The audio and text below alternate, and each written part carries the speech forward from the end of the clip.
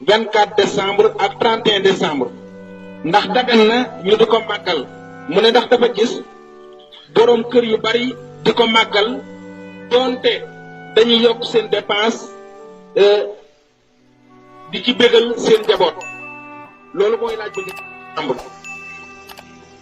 l'islam bi ñëwee dafa xotti yoonu boppam yoon wi mu xotti lépp lu baax dugg na ci biir lépp lu mu ci dugalul amul njëriñ.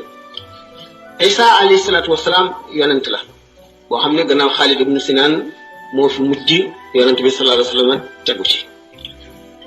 juddu Isa alayhi salaam ba tey ci boppam mu arrixoon ne maanaam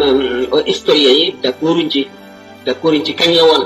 dañoo à peu près rek waaye amuñ ci certitude amuñ ci benn wóorute. ñaareel bi itam yonent bi sallallahu alayhi wa sallam gis na Seydina Omar amee benn page bu bokk ci Tawreet mu di ko liir yonent bi sallallahu alayhi wa sallam mer ba mer mi feeñ ci kanamam mu ne ko giñ naa ci suñu borom ne Muusaa bu doon dund du def lu dul topp ma. moo di kon l'islam dafa dikk ñori lépp lu doon beneen yoon sànni fële tëral yoonu boppam. ñi nga xam ne nag ñu ngi koy def bu fekkee ne dañuy bëggal seen njaboot ñu bañ ko boole ci diine ndax bokkul ci diine bëggal sa njaboot xëy na ku ne sañ na ko waaye lu tax mu tànn bis boobu xëy na bu fekkente ne dafa gis ne nit ñu bari xale yu bari ñi ngi leen di bëggal te doomam kon dana am lu ko naqari wala dana kii mu bëgg koo naxee xëy na loolu dara nekk ci waaye nga fas ne loo war a def la njuumte la ndax